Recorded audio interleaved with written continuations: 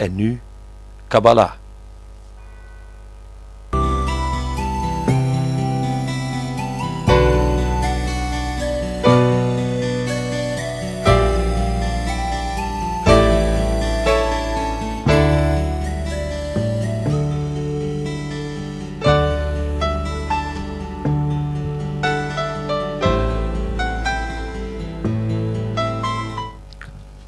Vandaag praten we met Rabbi Itzchak Marmorstein over de Kabbalah, over de Torah en over Judaïsme.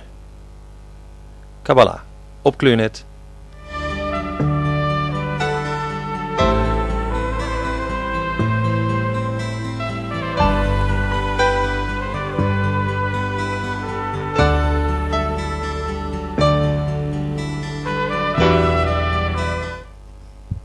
Dag, dit is Kleurnet en het is net grote verzoendag geweest.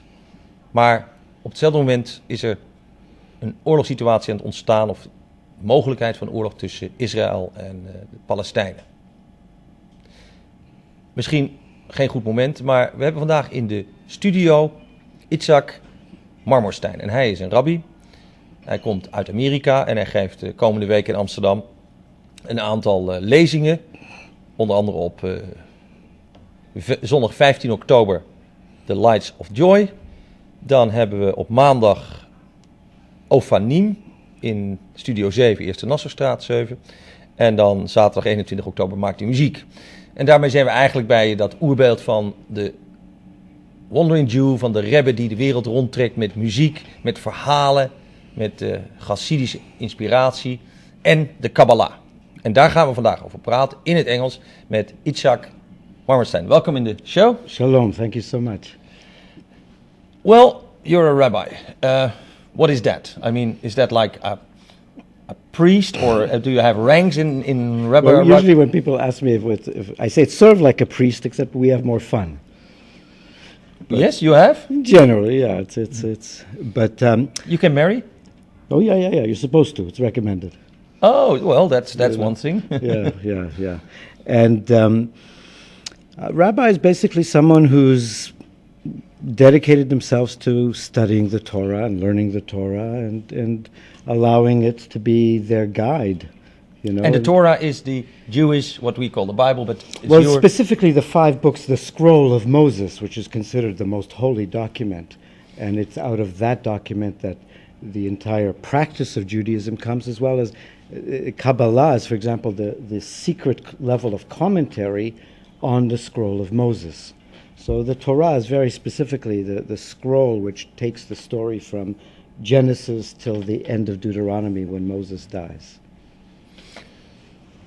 When people hear about the Kabbalah, they think, oh, this is very secret. This is like, what is it? It's the tree of life. It's the magical symbol, and we see the symbol and we show it with 10 Sephirot, 10 points, connections between the points. But to take it simple, if we look at the world, we have up and down, we have inside and outside, we have what we call a God, and we have the devil, we have the male and the female. Is that all part of the Kabbalah? Well, everything but for the devil part. There's no devil part in the Kabbalah? No, the devil is not. The evil is actually seen as the lowest level of good, and it's seen as the duality of good, but its purpose is to, through the meeting of good with evil, good grows and gets stronger and hopefully will ultimately, dissolve the evil out of by the force of good. So you say in the Torah or in the Kabbalah, we believe that evil is a part of God. Yeah, it's the creation. We had the choice of whether to live with the experience of evil or not. We chose to when we ingested of the fruit of knowledge of Tov V'Ra, good and evil. At that point, we introduced the possibility for evil into human action, and it's our choice whether to do it or not. It's but we were the ones that chose really to put it into the world. Yeah. Kabbalah is also seen as a magical thing.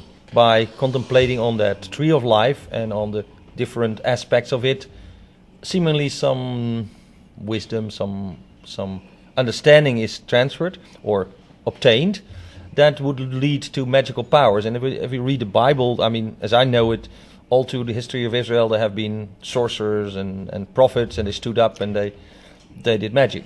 Well, the prophets were the people who reached a level where they could become vessels, as it were, to hear God and be able to have that connection.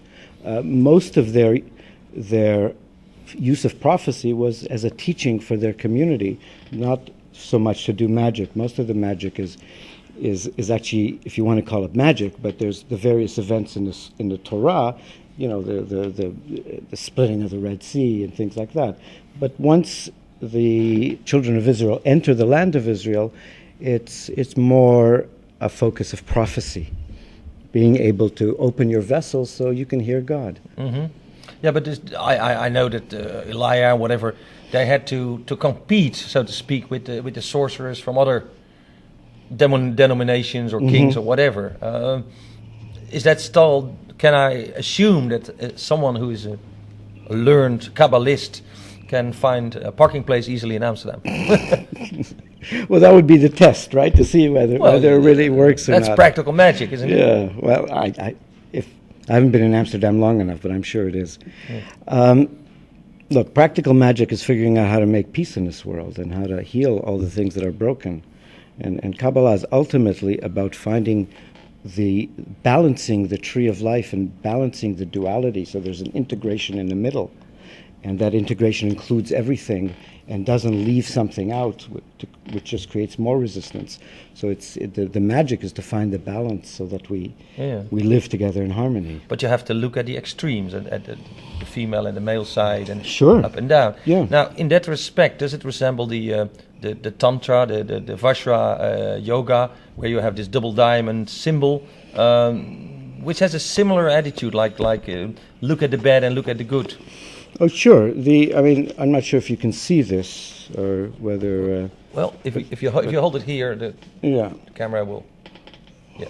So here we see the basic polarities. This is the male channel. This is the female channel, and this is the integration of them, and this path from the crown to the Keter is called crown, which is exactly like the name of the chakra, and Malchut is the ground of being. So this channel, this flow, which is stimulated by these dualities and their interaction, is, in a sense, that you could equate it to the Kundalini path. Yeah. But what we know from the Eastern religions and the Eastern practices, they had very severe practices. I mean, you had to work with the bread and so. What I know from rabbis, they sing a lot, they talk a lot, maybe they drink a lot. How does it relate to, say, the more physical practices that we know? Well, it's true there was a wealth of those practices and a history of those practices, and it's also true that since the time, in Abulafia's time in Spain, 1200s, 1300s, 1400s, it was quite strong, but it went fairly small. It's only in this generation that we're actually rediscovering our own traditional meditational practices. And one of the things that I've been learning and studying and now teaching is Ofanim, which is a breath and movement practice. And that's what the thing you're doing. It's based on Sefer Yetzirah, which is the very first book of Kabbalah, and it's a breath and movement practice that follows the teaching of this book. So in that sense, it's an embodiment of the tree of life.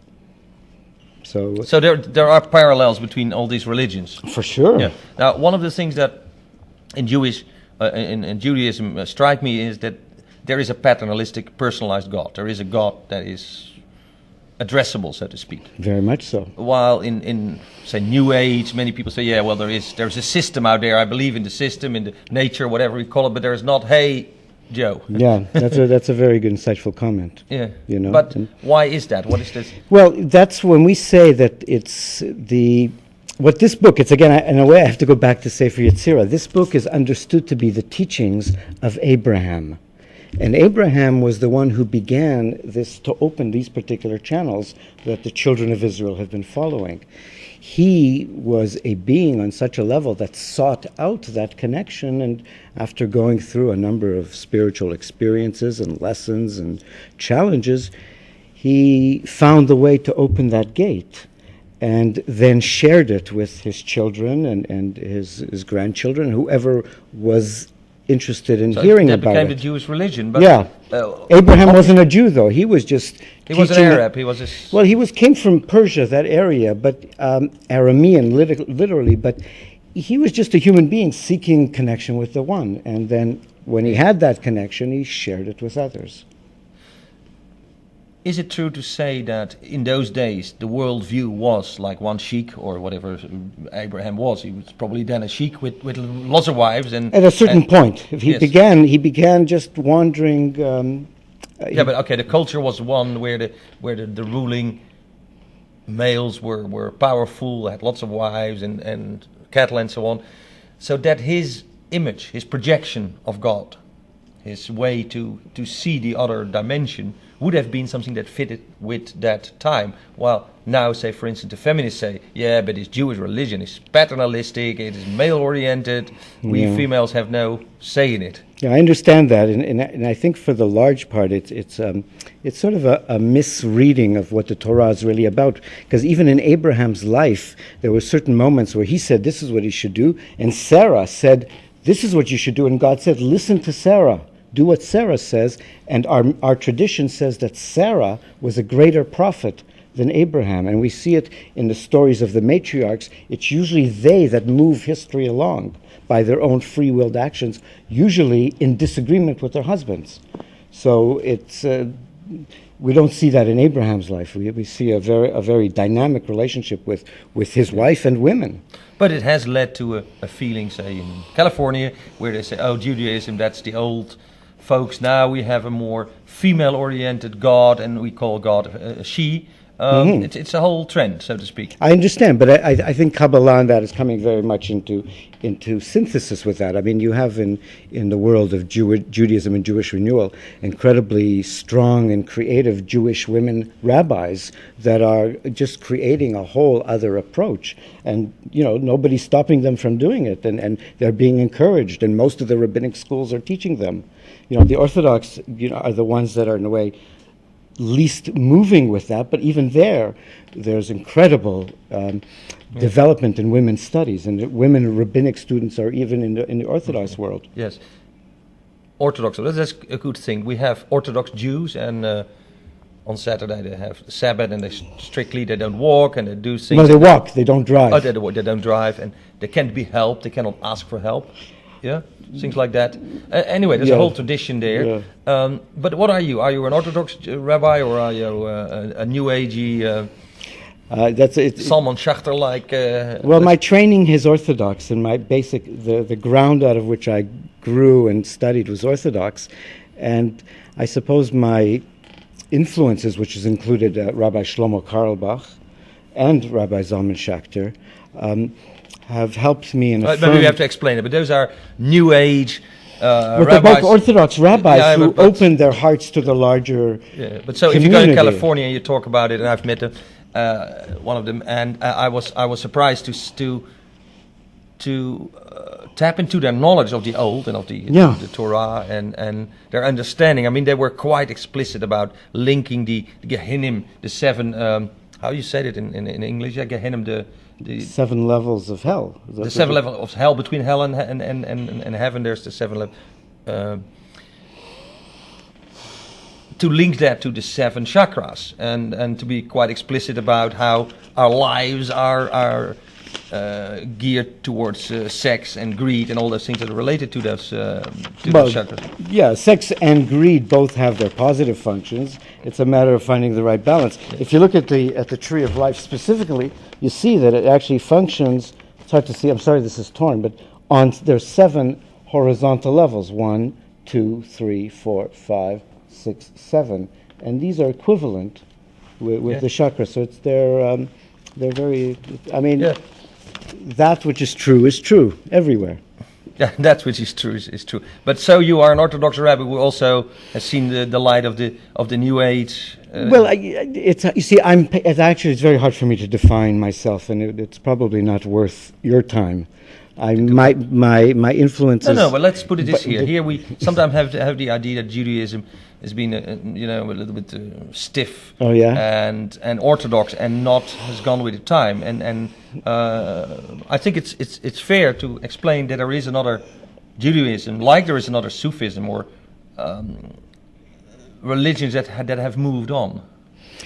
Yeah, except not another religion, but the preachers have catch up with the times. Except in every time there's always been a lot that are with the time. It's what people know in the common. I met so many extraordinarily spiritual and insightful teachers in Jerusalem that nobody's ever heard of, and they were very much in the time, and so there's conceptions on the outside that aren't reflective of the truth on the inside. Yeah, but okay, not every. You have a T-shirt that says peace, shalom, and salam. Shalom. Salam here and salam, and so you obviously reach out for the Arab world and recognize your roots there. And lots of rabbis do. One of the main impetus of the peace movement in Israel is of a number of very powerful, very learned rabbis that are providing the spiritual basis for that. So that brings me to an interesting point. People study the Kabbalah by some, maybe because their dad told them they were the sons of rabbis or whatever. Were you a son of a rabbi or not? Maybe a grandson. And there was this tradition. A great-grandson for sure. But what is the difference? I mean, by studying these books in the Torah and the Kabbalah, do you become holy, or is holiness a whole different ballgame? If it was so easy, then we'd all perhaps be holy. The goal is holiness, but it's holiness within life. It's not a holiness of separation from life. No, but that's more of the Sufi approach to say, you are in the world. Of course, but the Sufis and the Jews had a lot of seeding of each other in the 1200s and 1300s. At the time of Rumi, there was Abu Lafi and a number of Kabbalistic sages who were exploring the same areas. So it's all within Judaism as well. And but that approach of holiness, of being in the world, as I understand Sufism, there is an idea that says you cannot, when you're 20, seek God. First you do your job in the world, you have a family, you have your role in society, and then after you're 40 or whatever, you can go out and be a man of God. Yeah, I mean, the Jewish thing is you can seek God. You should seek God at the age of 20, and you should do what you need to do in the world at the age of 20. God is not in the world. It's how we are in the world, and how we are with our family, how we are when we make a living, how we are with each other on the street. That's where we meet God. Mm-hmm. Each human being is in the image of God, so therefore the place to see God is in relationship, in reality, and in love, and in helping, and in all those human interaction. So God, that's where God is. Let's try to define holiness. I've said my life's goal I've defined as, it's a rather poetic way, is to say to live in the shadow of God's love. And at the time I wrote that, I didn't know exactly what it meant, but later on I learned from the Sufi tradition that the shadow of God's love is a reality. So that to live in the shadow of God's love means to live now and here. So that's my. Well, this everything here is the physical manifestation of God's love. This creation is an act of God's love. The Kabbalah explains that the reason for this creation to be was for the Divine One wished to share the bliss that is in existence with a creation. God, in a sense, was complete and perfect, but in a sense lonely, with no other one to share with. So an other was created in order for God's love to be shared.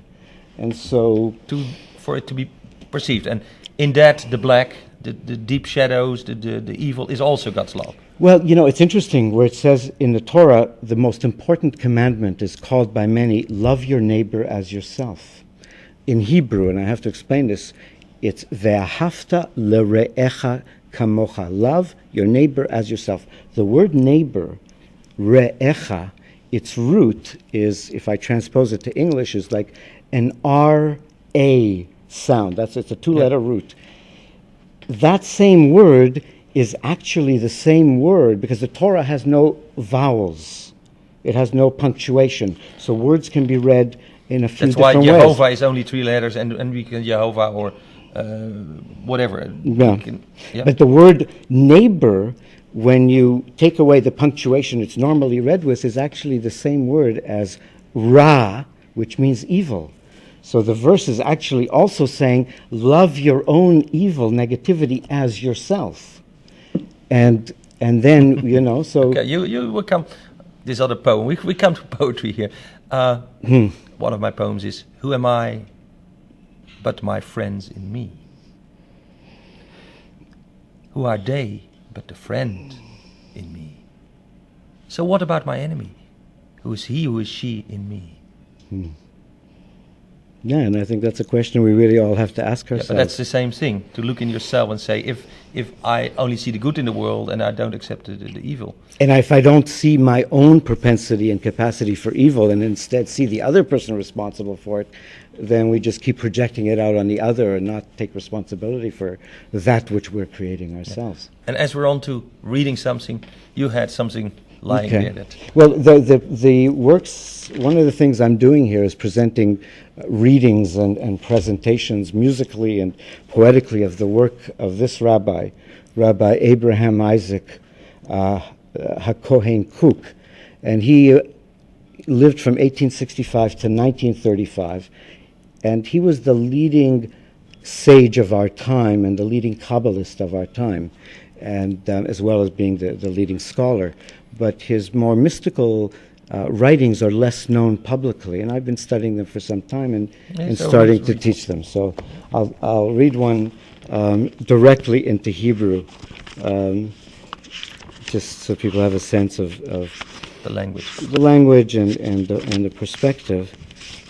But he was an extraordinary poet in Hebrew, and so I'll start with a line or two of Hebrew because it's so much more beautiful in his expression, but I think the ideas are important, that English is just great.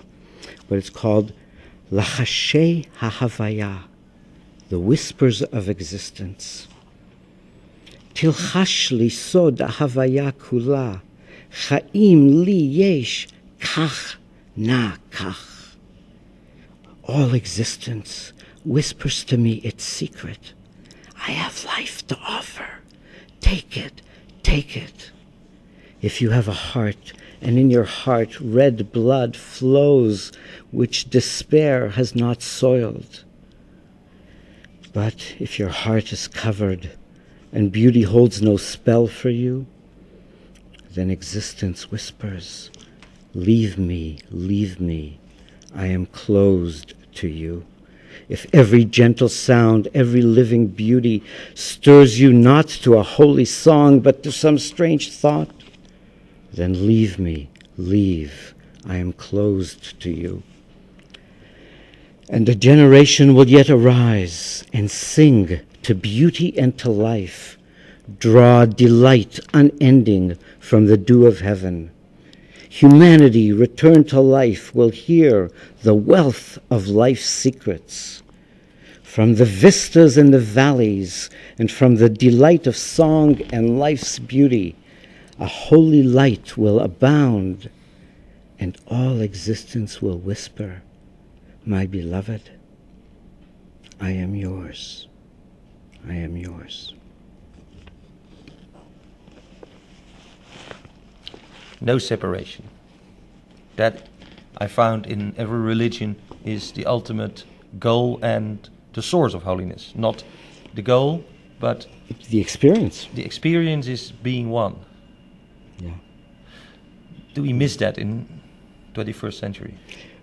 Well, we miss it if we don't seek for it. If we seek for it, then it's available to us at any time, at any place. So it's a matter of... it's a matter of opening up. It's a matter of people recognizing their own inner seeking for that connection and honoring it and following it. But isn't it easier to open up to the deeper reality if you are, say, in the Gobi Desert or in the Sahara or in nature than when you're watching Big Brother on TV. And but not being in nature doesn't mean that the only option I have is to watch Big Brother. I mean, I do have to structure my environment in a way that supports my spiritual life, but it's not doesn't have to be outside of, it can be done in the middle of the city, and in this city particularly. This is a very holy little village, Magical, yes. This is the universal shtetl. Yeah. And It's in my experience so far, the places I've been, this is a very extraordinary place, and I honor it. Well, and Grootveld in the 60s called it the magical capital of the world, and I've been here for about 10 years, and at the time I thought California or Berkeley or whatever, or even Kathmandu were the places to go. But I'm seeing that at least it's a good mousetrap. Everybody passes by. well, it's the level of friendliness and the level of just gentleness in every realm here. I've never felt a place where there's so little fear and fear of each other. Generally, there isn't a place like that in my experience. Maybe it's the full moon that's dazzling you a little bit. Well, it's also a Jewish place. I mean, there's the war and all the drama about it, but there is very much a Jewish tradition here. And great Jewish Spinoza, Baruch Spinoza, although he did fell out with the crowd, didn't he? Well, he was misunderstood, it seems. That, yes. How do you see him? The truth is, I can't consider myself well enough versed to really speak authoritatively. But my understanding is that his understanding of God in reality was perhaps thought to be pantheistic, where it's not necessarily so. We can find many teachings in the Torah about the presence of God in everything. The word Elohim, the first word used in the creation story, and it's used 32 times in the chapter on creation, which is where the origin is for the 32 paths of the tree of life. 10 points and then 22 interconnections. Those are derived from the fact that Elohim has 32 acts of creation in the creation story. And the word Elohim is a plural word, and it also has the same numerical value as the word Hateva, which means the natural. So what's your translation of Elohim? Elohim is all that is. All that the is. Tao are that. But it's all the things that are.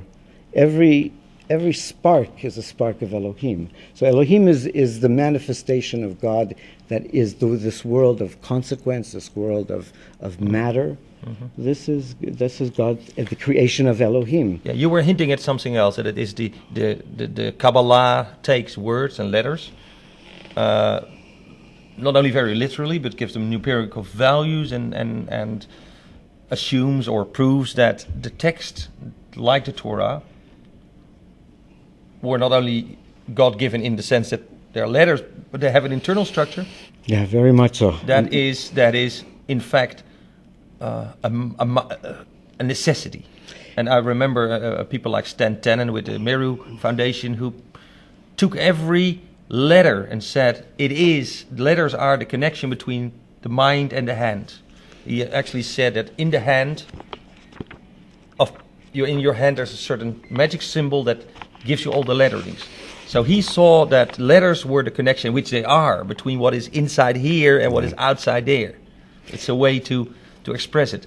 Now, the Kabbalistic teaching, by many people said, these are nuts. These are seeking patterns that don't exist. But do you feel...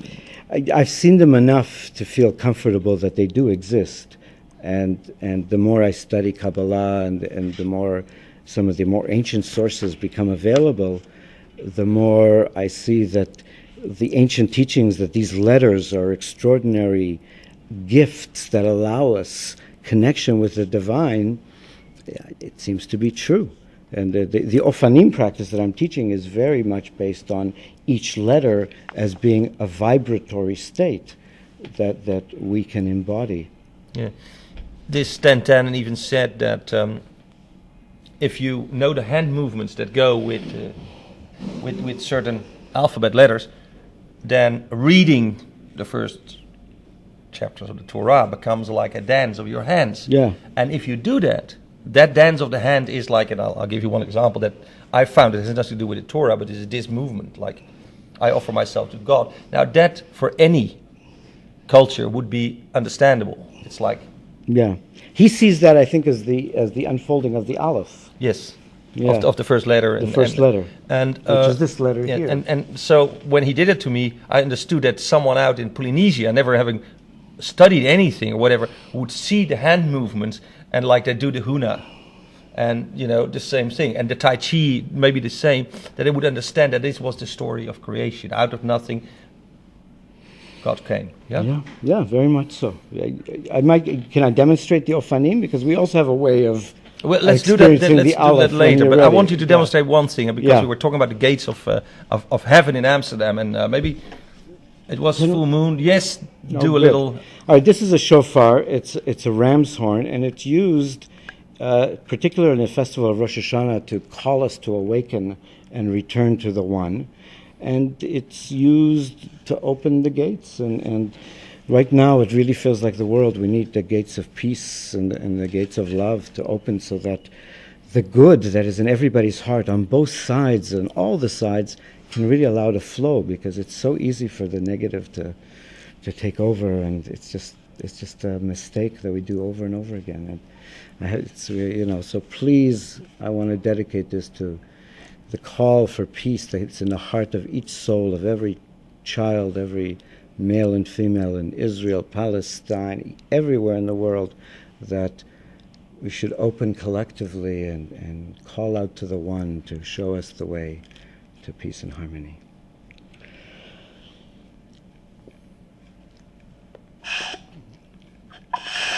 Excuse me.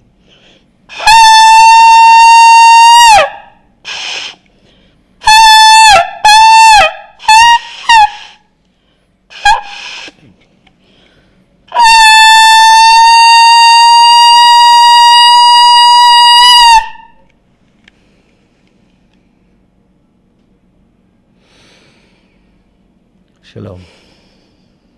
Shalom. May peace be there. Yeah. Practical things about peace in our lives. We all have work, we have stress. We're even here in the middle of town, there's constant booming and working. I don't think that in this city you'll find a quiet place. Mm-hmm. We're trying. We sometimes have a Sunday without cars, and even then at 11 o'clock you wake up because the trams make this shrieking noise. So we try. Yeah. But it's a world that's full of external stimuli, which take us away from that experience. How can we in practice try to experience the Godhead, the universe, whatever we call it?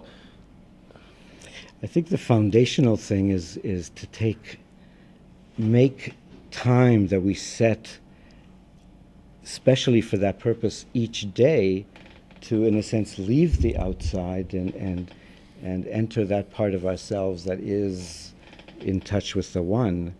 And it's a matter of dedicating ourselves to that so that we make time for it. It needs to be a conscious choice to take time each day, and there's so many different ways of then helping one become a vessel for that. But I think that begins with making a choice to, 5 minutes a day, 3 minutes a day. There used to be a time when at 12 o'clock during the day you had Angelus, the bells, and people would contemplate for a moment. Yes, that was, but that's gone. I mean, if at 12 o'clock here in town the bells would ring, they would think there's a fire or something. I know. Yeah, well, but that's so people just have to do it themselves. We can't wait for the whole world to do it. Each one of us alone, I think, has to cultivate the inner Garden of Eden. And only then can we sort of create a Garden of Eden together. But I think that's the responsibility and the opportunity, really, that each one of us has, is to cultivate that within ourselves, and then hopefully we can share it with each other. Okay, now we're sharing it with you, Itzchak Marmorstein. And I have a last question, a last subject. Mm-hmm. When a Buddhist tries to visualize the Buddha or whatever, very often he takes an image which we call tankas, and those are just the painted representations of descriptions of how it should be.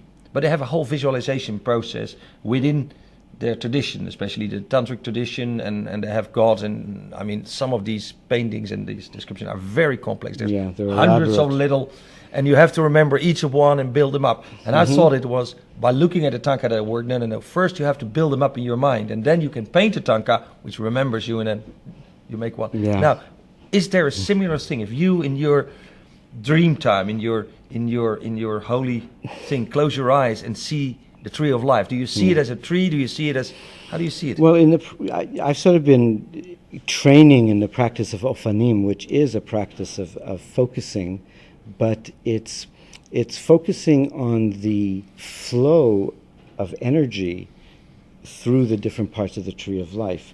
So the focus that I am cultivating is a focus of seeing the energy being breathed through me and through me out into the world. So it's very much, it's not specific. It's much more about light and flow than about specific But have images. you connected to, say, a specific point out of that Kabbalah, a Sefirot, yeah?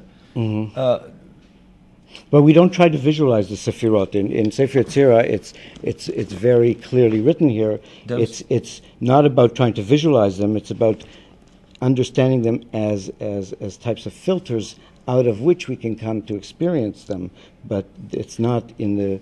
But do you still, if you think about one of them, what is it, kindness or whatever? Does that then trigger the kindness feeling in you? Well, hopefully, it's that's the reason the rest of the Torah is so specific about there's this mitzvah and this mitzvah, which are hopefully trying to direct the feeling of kindness into application. But hopefully, in the practice of balancing all the different channels of the tree, it's what we're trying to cultivate is really a feeling of wholeness, where all the different parts of ourselves are experienced and in harmony with each other. But there is actually certain practices where if someone needed to strengthen themselves in one of these qualities, it would usually be done with color. Each one would be associated with a different color, the different sfirot, and they would meditate more on seeing that color flowing rather than a specific image.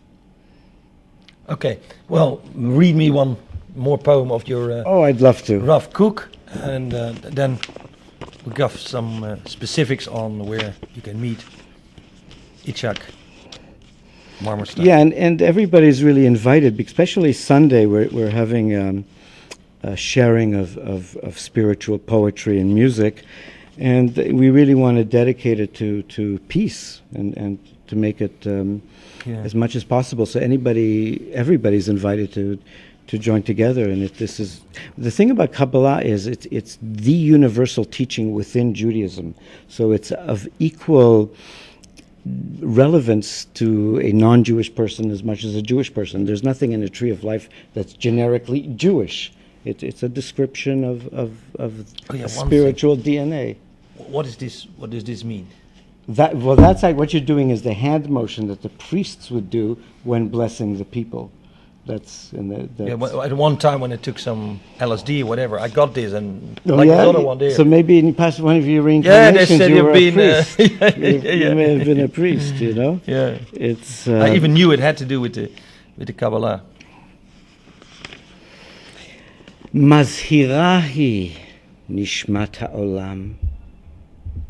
Radiant is the world's soul, full of splendor and beauty, full of life, of souls hidden, treasures of the Holy Spirit, fountains of strength, greatness and beauty. Proudly we ascend toward the heights of the world's soul, that which gives life to the whole universe. How majestic our vision! Let us come and enjoy. Let us come, find peace, embrace delight, taste and see that God is good. Why spend our substance on what does not nourish, our labor on what cannot satisfy? Let us hear the one, ve'ichlu tov, enjoy what is good, ve'tit'aneg bedeshen nafshotechem, and draw delight from the greenery of our souls. Great.